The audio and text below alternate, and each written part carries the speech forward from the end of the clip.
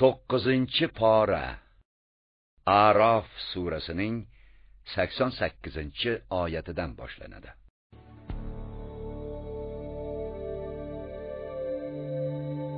Uning Shuaybning qavmidan kibrga berilgan zodagonlari aytishdi: Ey Shuayb, qasamki seni va sen bilan birga iymon keltirganlarni shahrimizdan chiqarib yuboramiz yoki dinimizga qaytasizlar.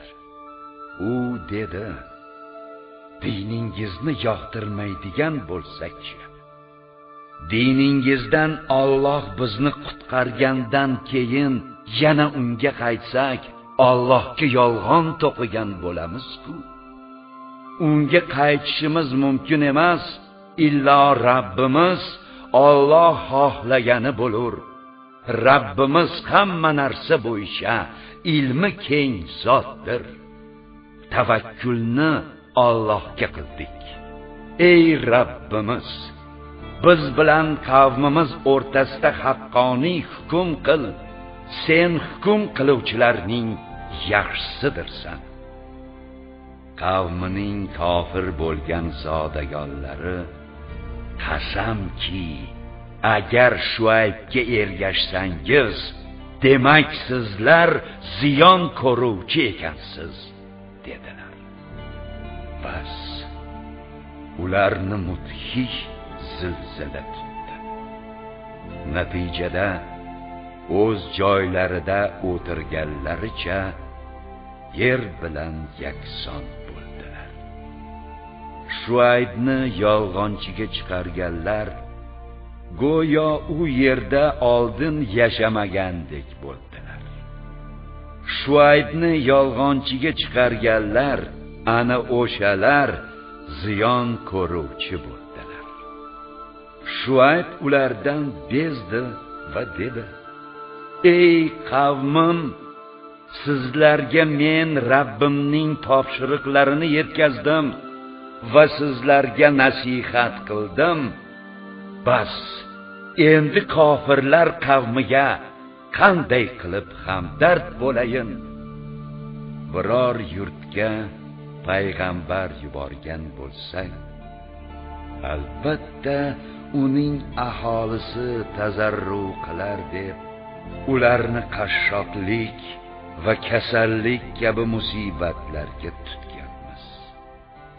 So'ngra mazkur yomonlik o'rniga yaxshilikni almashtirganimizdan keyin mo'l-ko'l bo'lib ketishdi va ota-bobolarimizga ham shu kabi qashshoqlik va kasallik kabi musibatlar yetishib turar va yana dav bo'lib ketar edi, dedilar. Shundan so'ng bexos ularni o'zlari sezmagan holda azobga tutdik.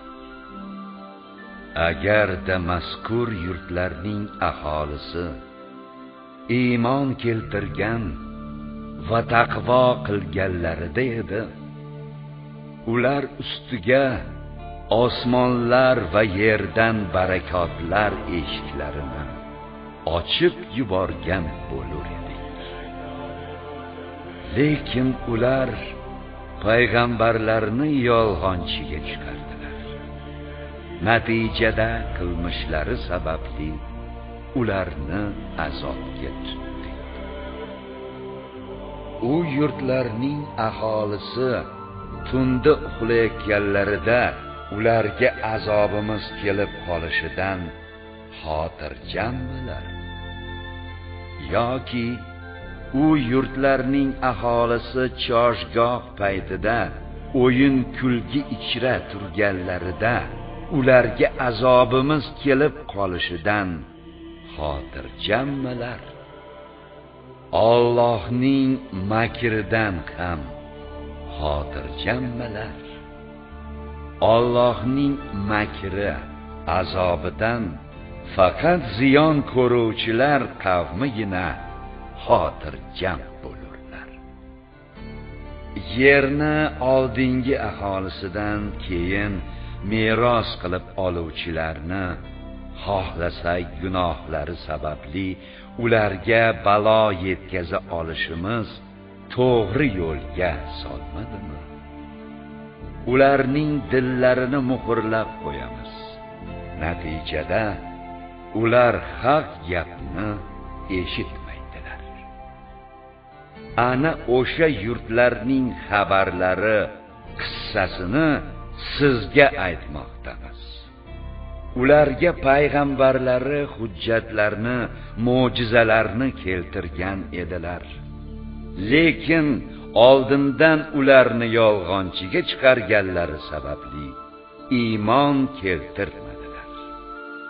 Alloh kofirlarning dillarini ana shunday muhrlab qo'yadi. Ularning ko'plarida ahdni topmadik. Ko'plarini fosiq ekanliklarini topdik.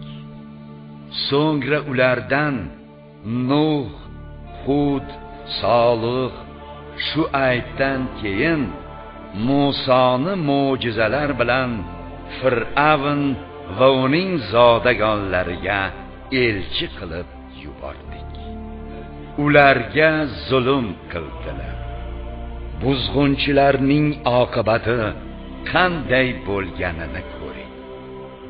Musa aytdi: Ey Fir'avn, men olamlar Rabbidan yuborilgan elchidirman. Alloh nomidan faqatgina haq gapni gapirishga haqlidirman. Sizlarga Rabbingizdan hujjat keltirdim. Ey Fir'avn, Isroil avlodini men bilan birga muqaddas yurtlari Shomga jo'natdim. Fir'avn: agar rostgo'ylardan bo'lib mo'jiza keltirgan bo'lsang, uni keltir, ko'rsat, dedi. Bas, Musa asosini tashlagan edi. Birdan u aniq chin ajdahoga aylandi. Qo'lini qo'ynidan chiqargan edi. Birdan u qarab turganlarga oppoq nurli ko'rindi. Fir'avn qavmining zodagonlari: bu juda bilimdon sehrgar, dedilar. Fir'avn: sizlarni o'z yeringizdan chiqarmoqchi. Nima buyurasiz? dedi. Aytdilar: uni va akasi Horunni hozircha qo'ya tur. Madoin shahriga yig'ib keluvchilarni yubor. Ular senga barcha bilimdon sehrgarlarni olib kelsinlar. Fir'avn huzuriga sehrgarlar kelib: agar biz g'olib bo'lsak, bizga mukofot bormi? dedilar. Albatta, dedi Fir'avn. Sizlar menga yaqinlardan bo'lursiz.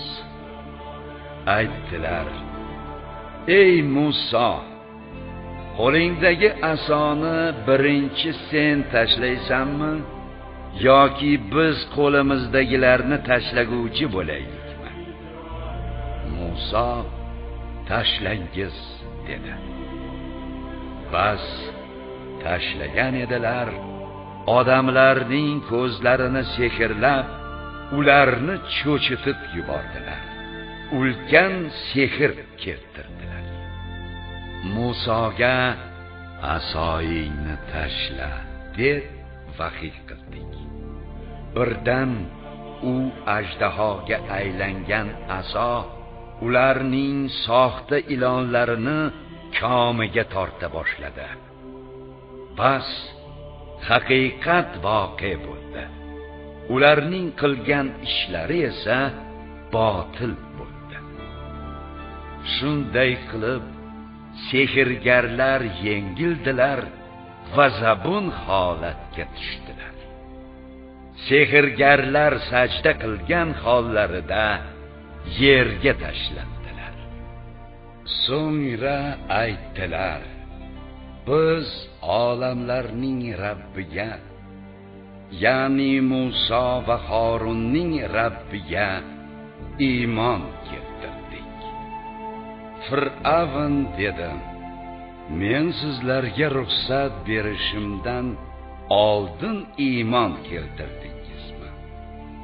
Albatta, bu ishingiz shahardan uning aholisini chiqarib yuborish uchun qilgan makringizdir. Tez orada bilasizlar. Qasamki, bir qo'llaringiz va bir oyoqlaringizni teskarichasiga kestirib tashlayman. So'ngra hammangizni dorga osib yuboraman. Ular dedilar: biz o'lsak, albatta Rabbimiz huzuriga qaytuvchimiz. Sen faqatgina Rabbimiz oyatlari kelganda ularga iymon keltirganimiz uchungina bizdan o'ch olmoqchisan. Ey Rabbimiz, ustimizga sabr yomg'irini yog'dir va bizni musulmonlik holimizda vafot ettir. Fir'avn qavmining zodagonlari aytdilar: ey Fir'avn, Musa va uning qavmini yer yuzida buzg'unchilik qilishiga hamda seni va ilohlaringni tan olmay tark etishiga qo'yib berasanmi? Fir'avn dedi: ularning o'g'illarini qatl-om qilib qirib tashlab, xotinlarini tirik qoldiramiz va biz ular ustidan g'olibdirmiz. Musa o'z qavmiga dedi: Allohdan madad so'rangiz va sabrli bo'lingiz. Yer Allohnikidir. Uni o'zi xohlagan bandalariga meros qilib berur. Oqibat yaxshiliklari esa taqvodorlarga tegishlidir. Ular Musoga dedilar: sen bizga kelmasingdan oldin ham, kelganingdan keyin ham ozorlandik. Muso dedi: Rabbingiz dushmaningizni halok etib, sizlarni Misrdek yerga o'rin bosar qilajak va qanday ish qilishingizni ko'rajak. Fir'avn qavmini zora eslatma olsalar deb qahatchilik yillariga va mevalarning taqchilligiga duchor etdik. Bas ularga yaxshilik kelganda bu bizga xos deydilar. Agar ularga biror noxushlik yetsa, Muso va u bilan birga iymon keltirgan kishilardan shumlanadilar. Ogoh bo'lingki, ularning yaxshi yomon amallari Allohning huzuridadir. Lekin buni aksariyatlari bilmaydilar. Ular Musoga aytdilar: bizni sehrlash uchun har qanday mo'jiza keltirsang ham biz senga iymon keltiruvchi emasmiz.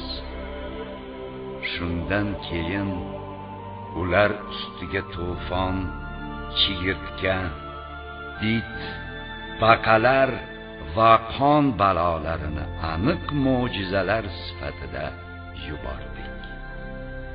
Shundan so'ng ham ular kibr qildilar. Ular oldindan jinoyatchilar qavmi edi. Ular ustiga azob tushganda dedilar: ey Muso, Rabbingga sendagi bergan ahdi hurmati bilan biz uchun duo qil. Qasamki, agar bizlardan shu azobni ko'tarsang, albatta senga iymon keltiramiz va sen bilan birga Isroil avlodini o'z yurtlariga jo'natamiz. Ulardan o'zlari yetib kelayotgan ma'lum muddatgacha azobni ko'targanimizda esa nogoh ular yana ahdni buzayaptilar.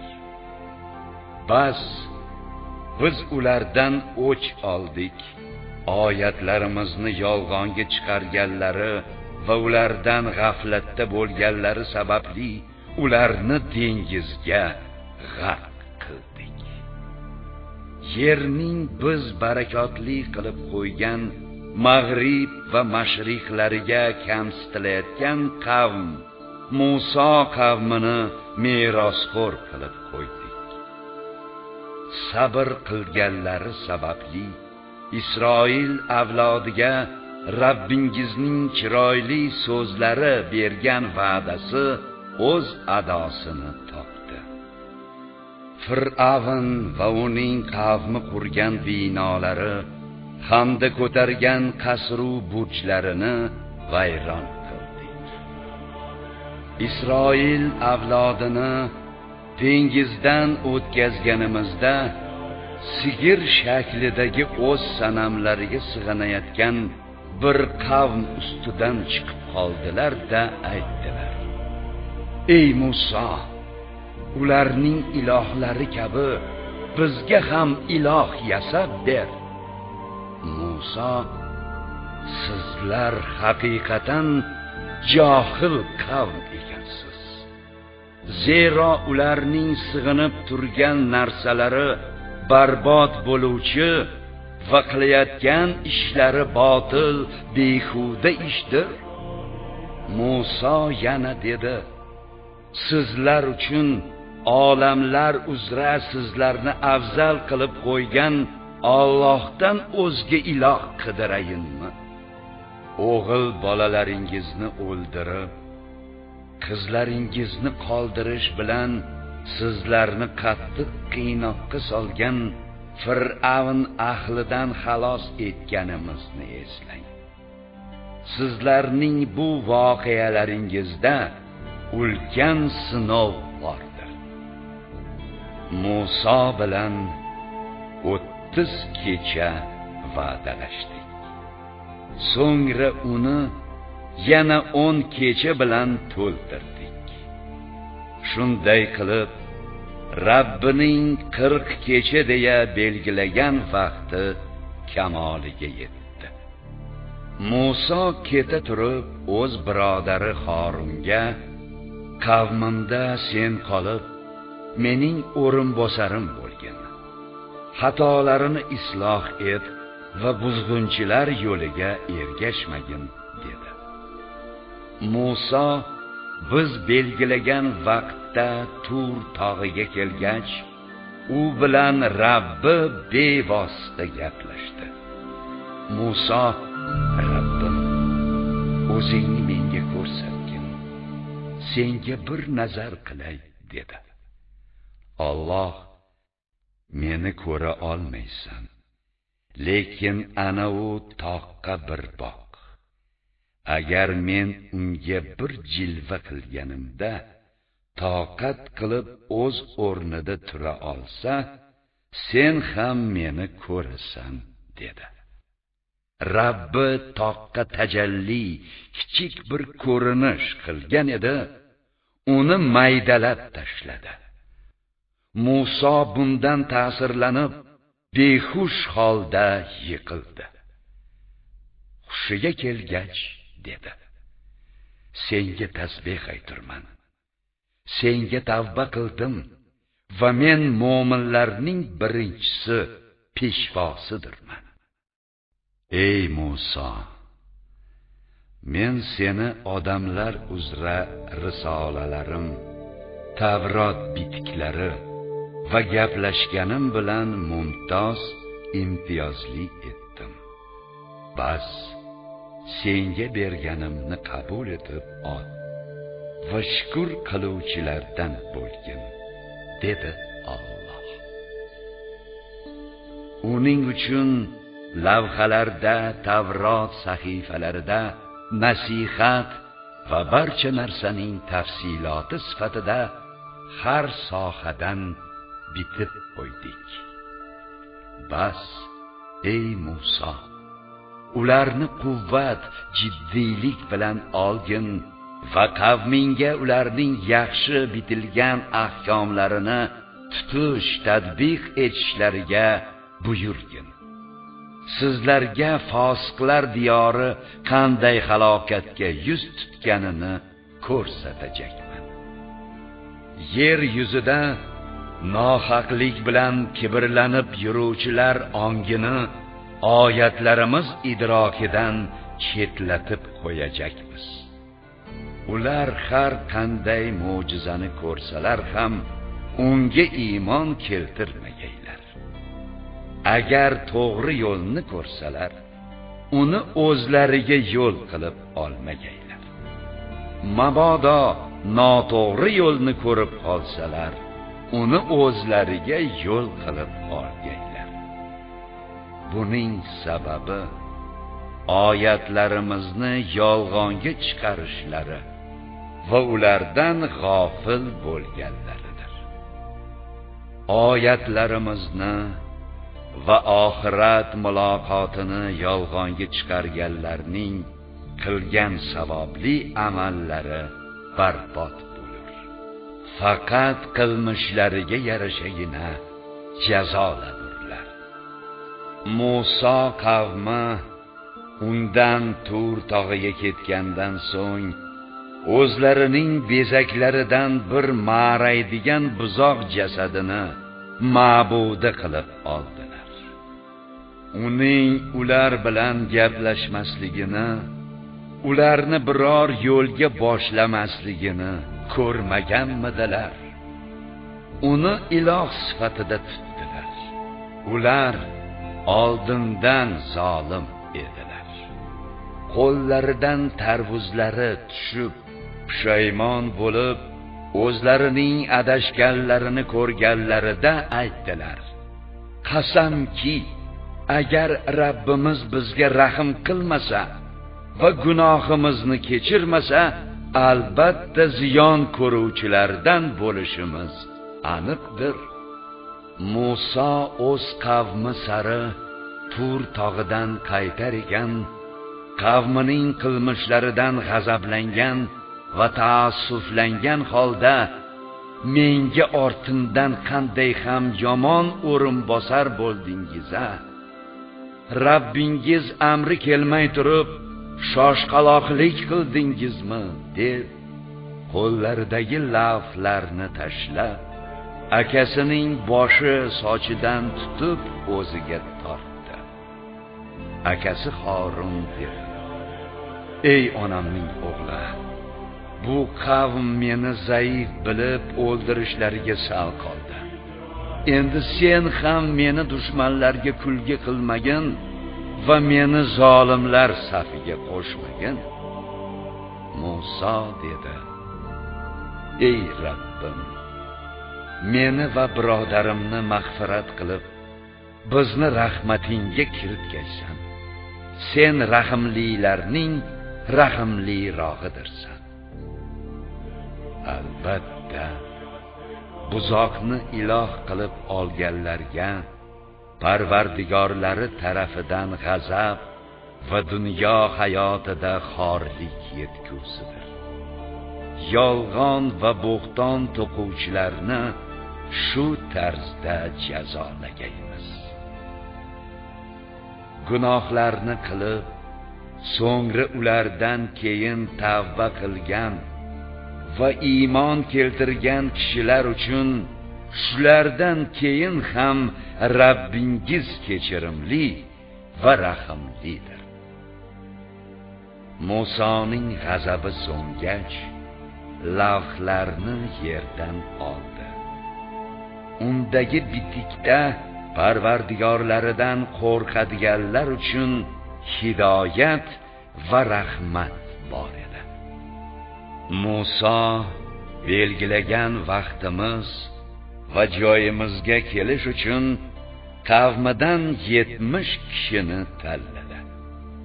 ularni qattiq zilzila tutgan paytda Musa dedi: "Ey Rabbim, xohlasang ularni ham, meni ham oldinroq halok qilgan bo'lar eding. Ichimizdagi nodonlarning qilmishlari uchun bizlarni halok qilasanmi? Bu faqat bir sinovingdirki, u orqali xohlagan kishingni adashtirasan va xohlagan kishingni hidoyat qilasan. O'zing egamizsan, bas bizlarni mag'firat et, kechir va bizlarga rahim qil. Sen kechiruvchilarning eng yaxshisidirsan.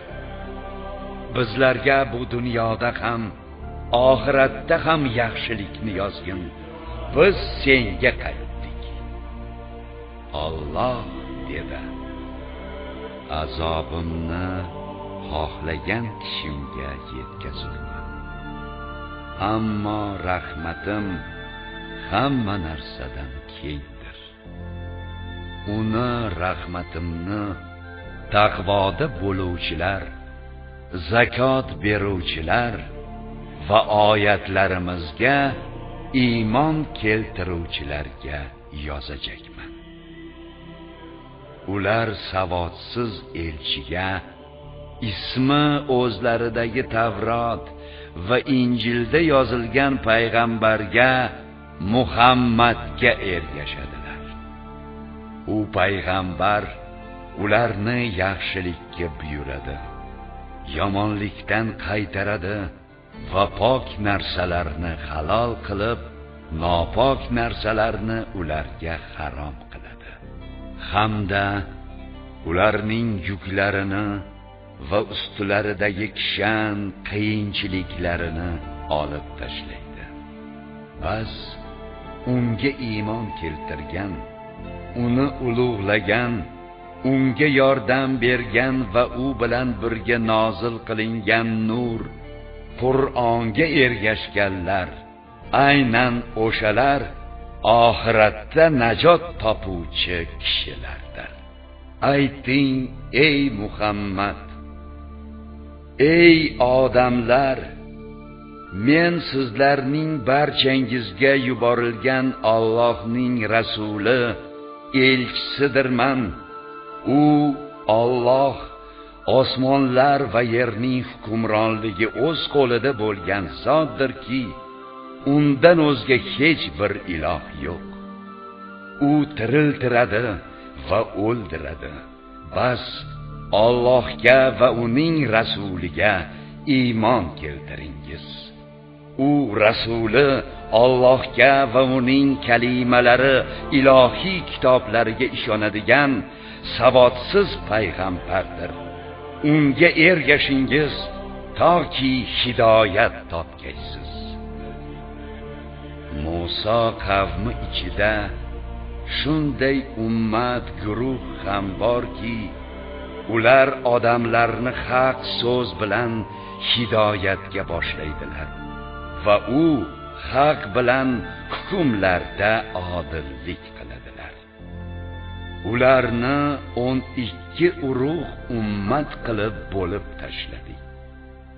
Va Musodan qavmi suv talab qilganda unga asoying bilan toshni urgin deb vahiy qilgan edik.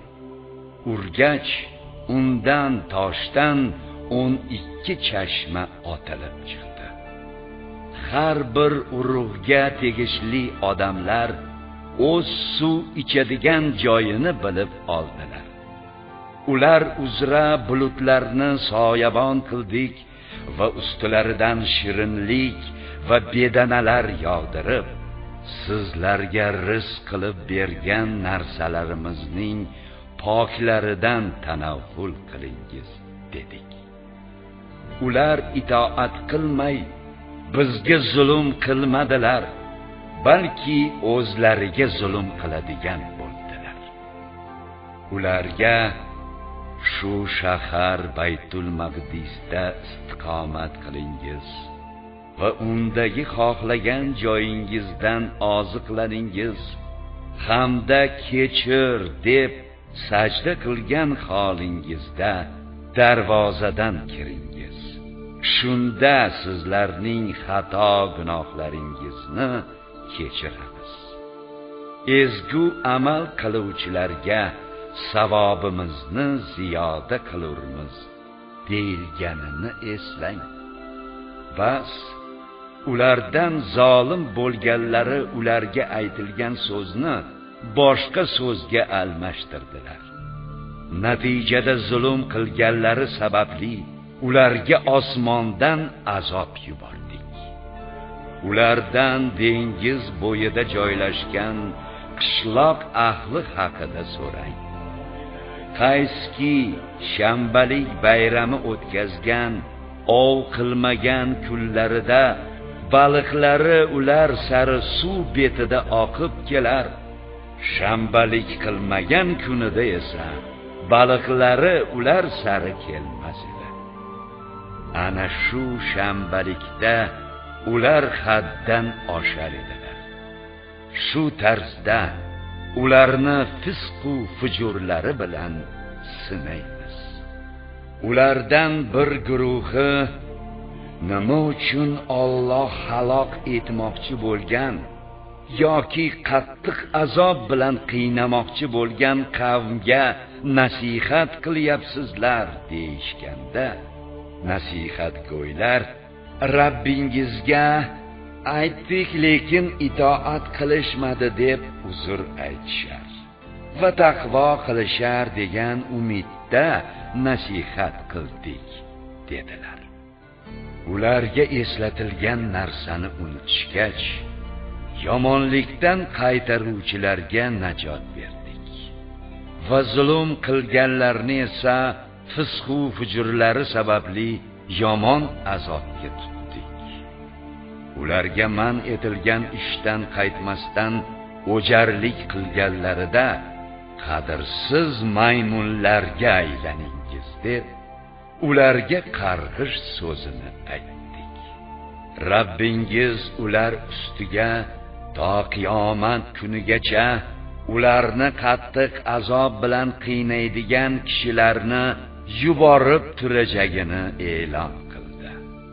Albatta Rabbingiz jazosi tez va albatta u kechirimli va rahimli hamdir. Ularni Isroil avlodini yer yuzi bo'ylab turli xalqlarga bo'lib tashladik. Ular ichida solih yaxshilari ham, undan berilari ham bor.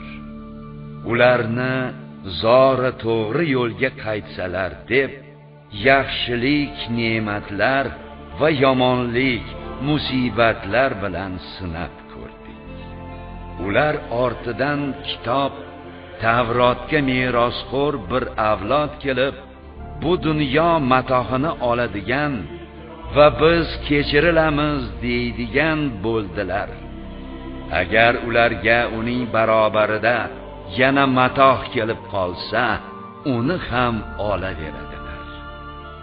Axir ulardan Alloh sha'niga faqat haq gaplarni aytishlari uchun kitob Tavrot ahdi olinmaganmidi? Undagi oyatlarni o'rgangan ham edilar-ku.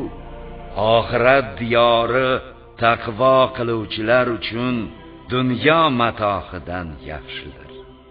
Bas buni anglamaysizmi?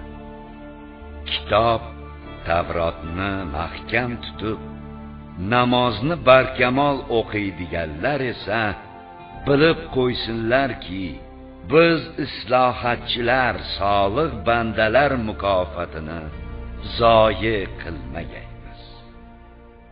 Eslang ey Muhammad, ular ustiga tog'ni soyabon yangliq surib keltirdik. Ular uni ustilariga tushib ketadi deb o'yladilar.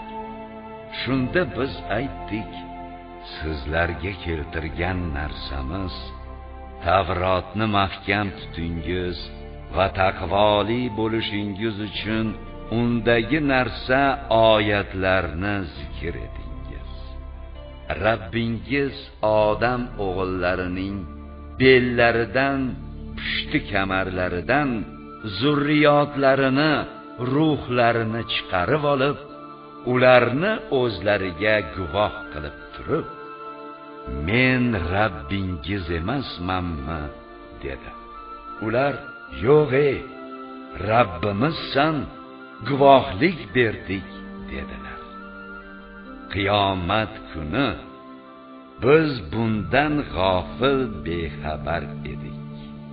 Yoki oldindan ota-bobolarimiz mushrik bo'lganlar, biz ulardan keyin kelgan zurriyot edik.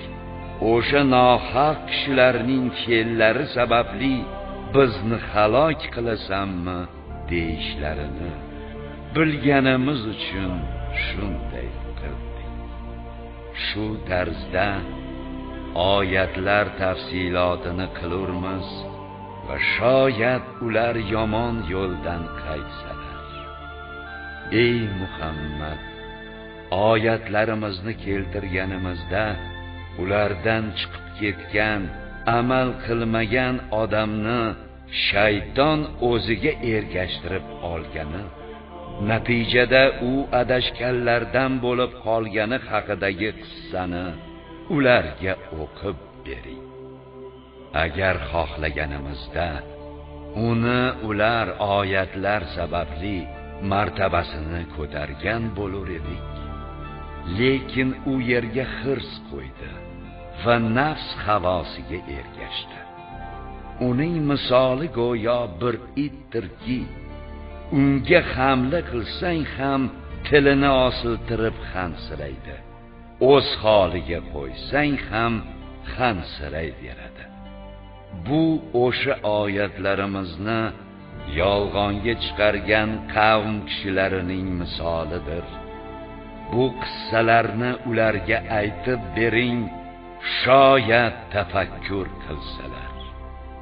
Oyatlarimizni yolg'onga chiqargan qavm kishilarining misoli qanday ham xunukdir.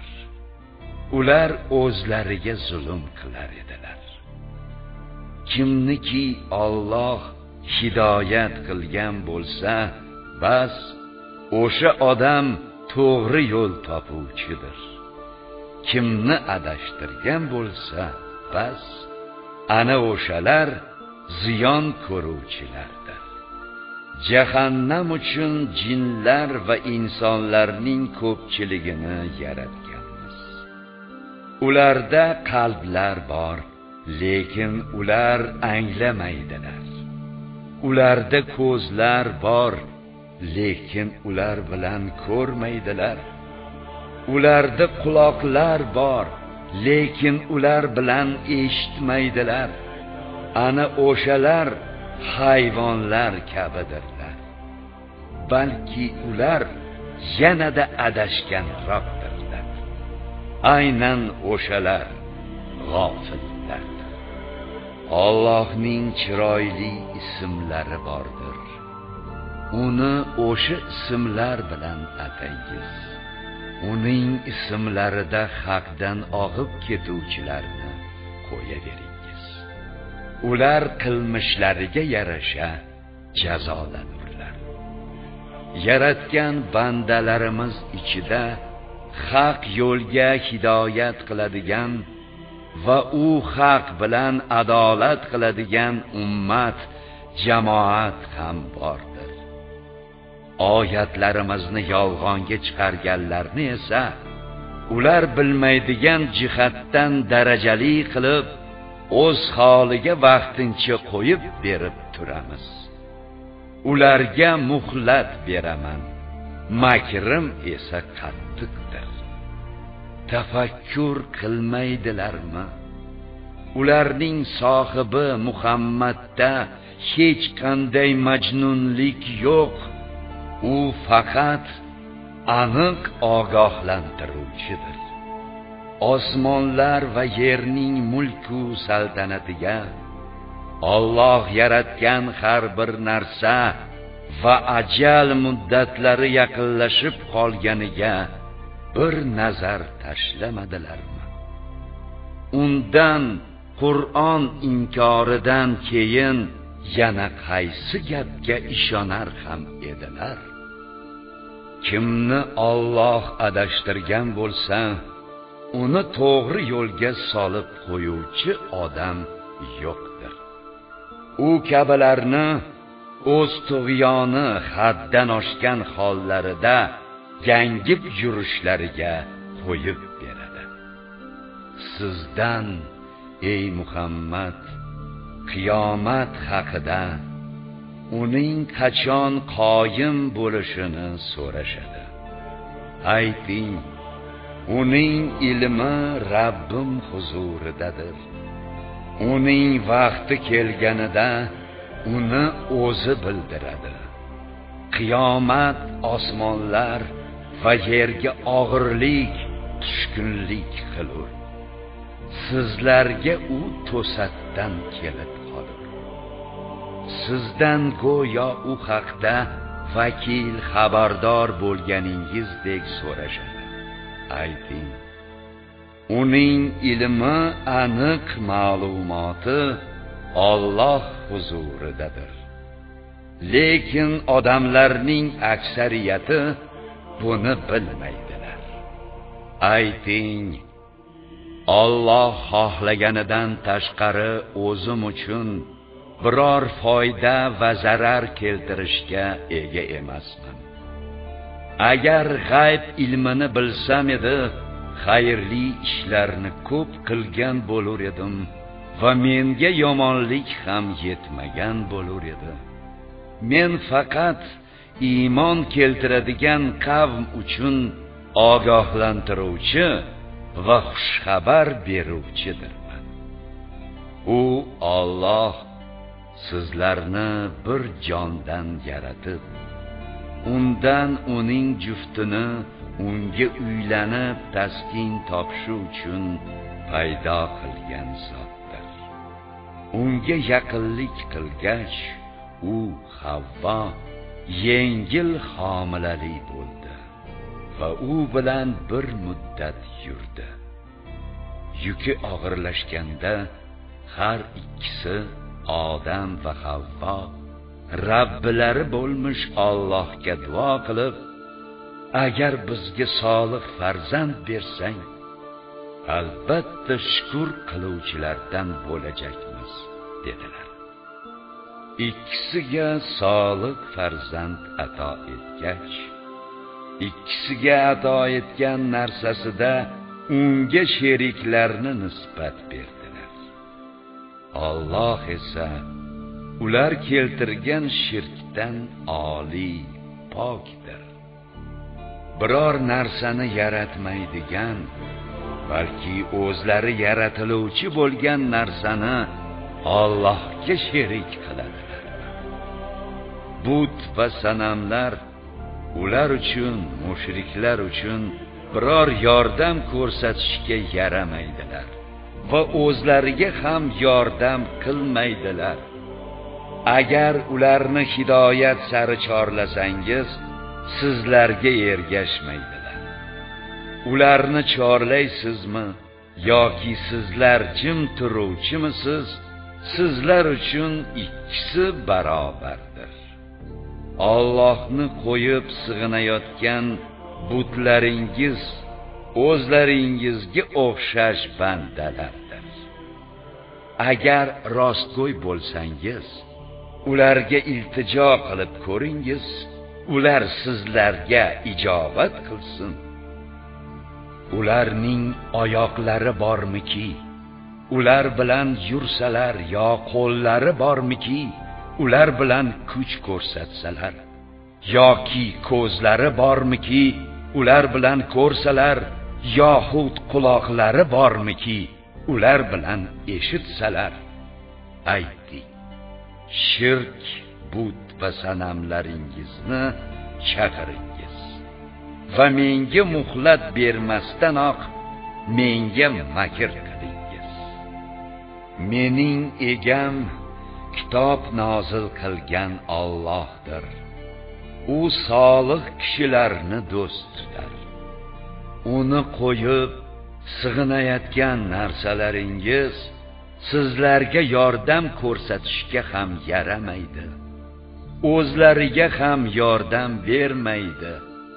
Ularni, sanamlarni hidoyat sari chorlasangiz eshitmaydilar. Sizga qarab tursalar-da, lekin ko'rmasliklarini kuzatasiz. Afvni qabul qilib oling, yaxshilikka buyuring, johillardan esa yuz o'giring. Agar sizni shaytonning sharri tutsa, Allohdan panoh tilang.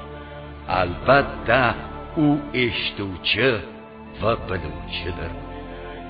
Taqvo qilganlarga shaytondan biror musibat yetsa, darhol Allohni eslaydilar. Bas, o'shanda ular haqni ko'ruvchidirlar. Ularning do'stlari yo'ldan urishda ularga yordam beradilar.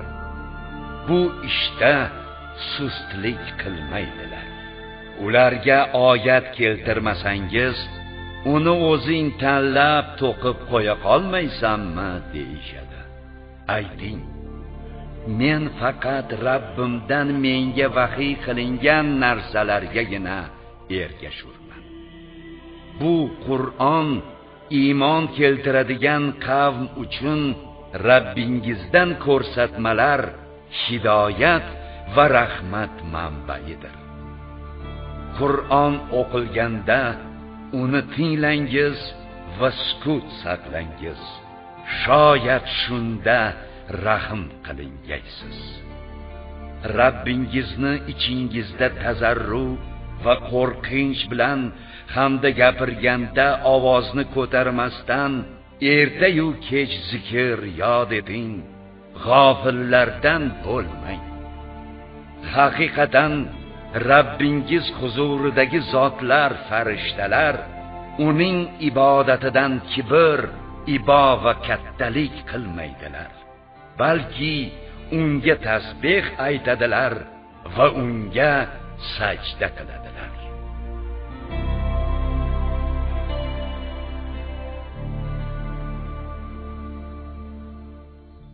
Anfal surasi Madinada nozil qilingan 75 oyatdan iborat.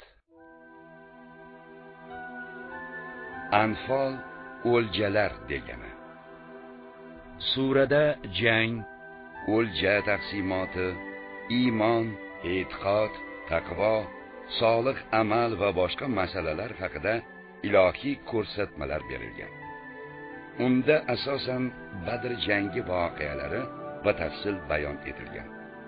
Ma'lumki, Badr jangi hijratning 2-yili Ramazon oyida Madinaga yaqin Badr qishlog'ida kechgan. Bu jangda musulmonlar ozchilik, kam qurollangan bo'lishiga qaramasdan, ko'p sonli va puxta qurollangan mushriklar to'dasi ustidan g'alaba qozonganlar. Yov qo'shinlaridan 70 kishi halok etilib, yana 70 kishi asir olingan va katta o'lja qo'lga kiritilgan. Mehribon va rahimli Alloh nomi ila.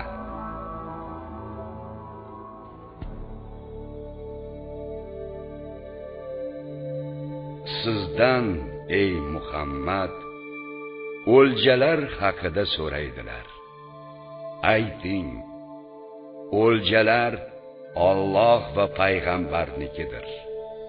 Bas, Allohdan qo'rqingiz va oralaringizni tuzatingiz. Agar mo'min bo'lsangiz, Alloh va uning rasuliga itoat etingiz. Mo'minlar Alloh nomi zikr etilganida dillarida qo'rquv bo'ladigan, oyatlari ularga tilovat qilinganida iymonlari ziyoda bo'ladigan, Parvardigorlarigagina barcha ishlarida tavakkul qiladigan, namozni barkamol o'qiydigan va rizq qilib berganimizdan sadaqa va ihson qiladigan kishilardir. Aynan o'shalar haqiqiy mo'minlardir. ular uchun Parvardigorlari huzurida darajalar va farovon rizq bordir. Bu Rabbingiz uyingizdan sizni haq yo'l bilan chiqargani kabidir. Mo'minlardan bir guruhi esa bu chiqishni yoqtirmaydiganlardir. Siz bilan haq to'g'risida u ayon bo'lgandan keyin bahslashmoqdalar. Bu go'yoki qarab turgan hollarida ularni o'lim sari haydalayotgandekdir. Allohning ikki toifadan biri sizlarning foydangizga bo'ladi deb va'da qilganini eslang. Sizlar esa shafqatli bo'lmagani sizlarga bo'lishini istaysiz. Alloh esa o'z kalima amrlari bilan haqni haqqa chiqarish va kofirlarni tormor qilishni xohlaydi. Jinoyatchilar, mushriklar yoqtirmasalar ham Alloh haqni haq, nohaqni nohaq ekanini isbot etish uchun shu ishlarni qiladi. Rabbingizga yordam so'rab faryod qilganingizda men sizlarga ketma-ket keluvchi 1000 nafar farishta bilan madad beruvchidirman deb duoingizni ijobat etganini eslangiz. Alloh bu yordamni faqat sizlarga xush xabar bo'lishi va dillaringiz taskin topishi uchun qildi. G'alaba faqat Alloh huzuridangina bo'lur. Alloh albatta qudrat va hikmat sohibidir.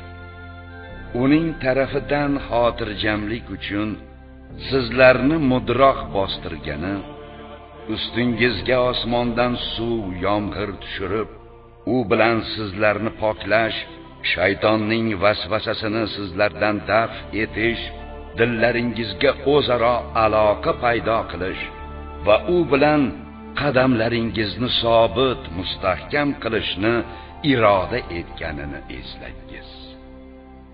Rabbingiz farishtalarga vahiy qilib, men sizlar bilan birgadirman, bas iymon keltirganlarni sabotga undang.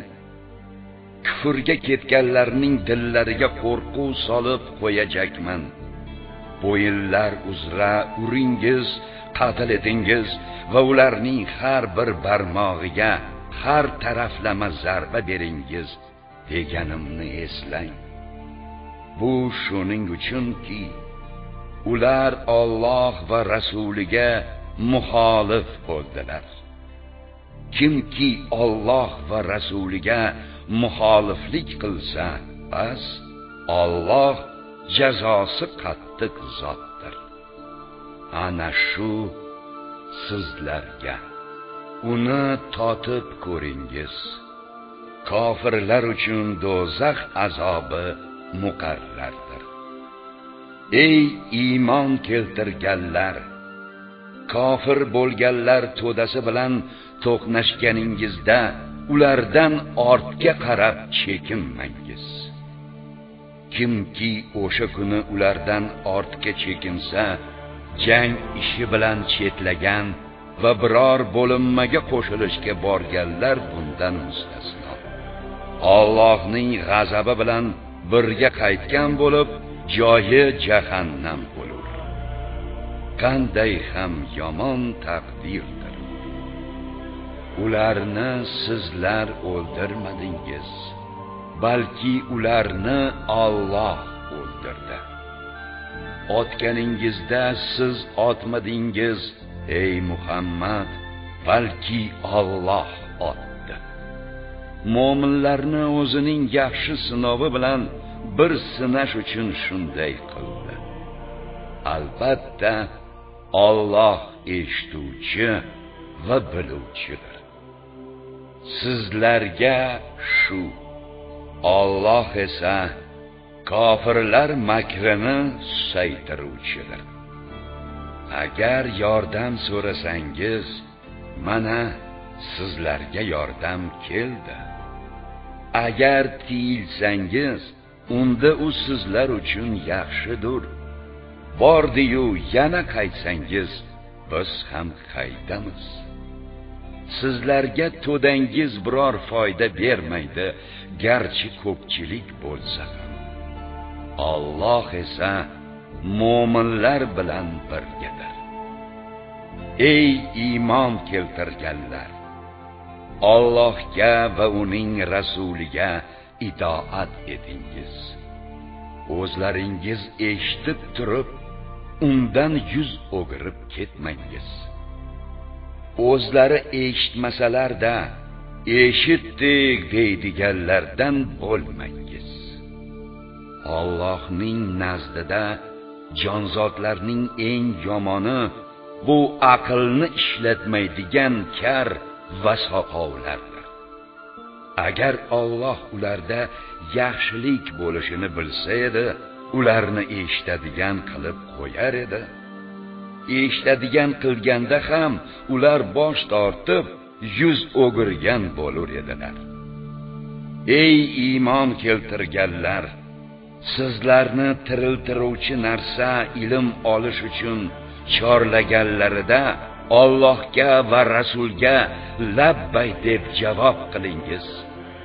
Yana bilib qo'yingizki, Alloh inson bilan uning dili o'rtasida parda bo'lib turadi va uning huzurida jamul-jam bo'lursiz.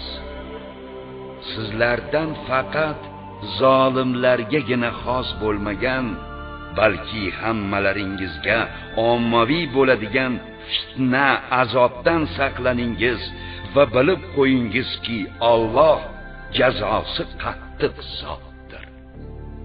Yana sizlar yerda Makkada ozchilik va zaiflashgan holingizda odamlar, mushriklar sizlarni talon-taroj qilib ketishlaridan qo'rqib turganingizda Alloh sizlarga Madinadan joy berib, yordami bilan sizlarni quvvatlagani va shukr qilarsiz deb pok narsa o'ljalar bilan rizqlantirganini eslangiz.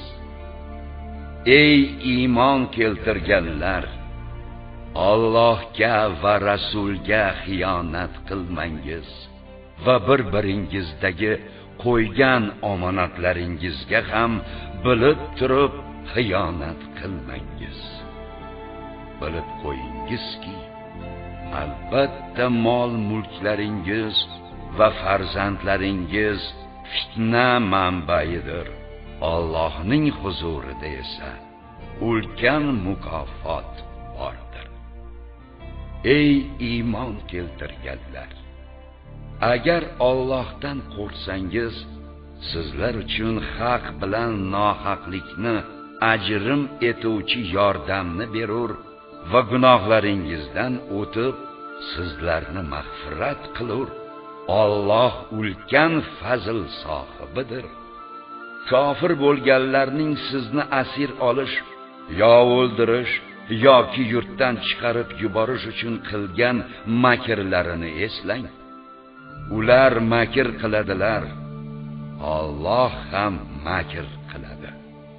Alloh makr qiluvchilarning yaxshisidir.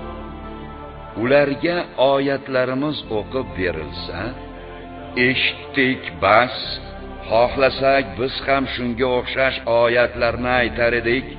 Bu avvalgilarning afsonalaridan boshqa narsa emas, deyishadi.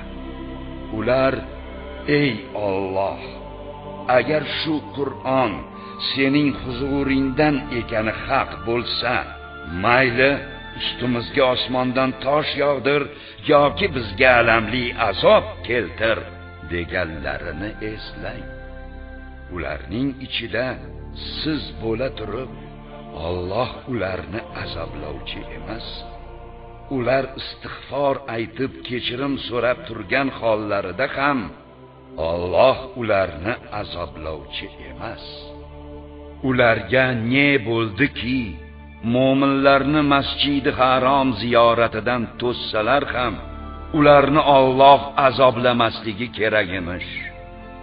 vaholanki ular uning masjidi haromning egasi emaslar.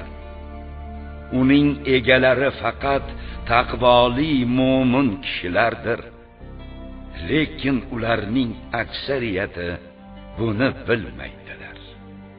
Ularning bayt Ka'ba oldidagi namozlari faqat hushtak va chapak chalishdan iborat edi. Bas, ey mushriklar, Badr jangi kuni kufringiz sababli azobni totingiz. Kofir bo'lganlar mol mulklarini Alloh yo'lidan to'sish uchun sarflaydilar. Bas, ularni sarflaydilar-u, lekin o'zlariga bu hasrat bo'lib, so'ngra mag'lubiyatga uchraydilar. Kofir bo'lganlar jahannamga jam qilinurlar. Bu Allohning nopokni pokdan ajrim etishi va nopoklarni bir-birlariga qo'shib qalashgan hollarida hammasini jahannamga tashlashi uchundir. Ana o'shalar ziyon ko'ruvchilardir. Kofir bo'lganlarga ayting: agar kufrdan qaytsalar, o'tmish gunohlari kechirilur. Bordi-yu kufrga qaytsalar, unda oldingilarning yo'li saboq sifatida o'tgan. Fitna, shirk yo'q bo'lmagunicha va din butunlay Allohga bo'lgunga qadar ular bilan urushingiz. Agar kufrdan qaytsalar, albatta Alloh ularning ishlarini ko'rib turuvchidir. Bordi-yu ular yuz o'girsalar, bilib qo'yingizki, Alloh hojangizdir. U naqadar yaxshi hoja va naqadar yaxshi madadkor.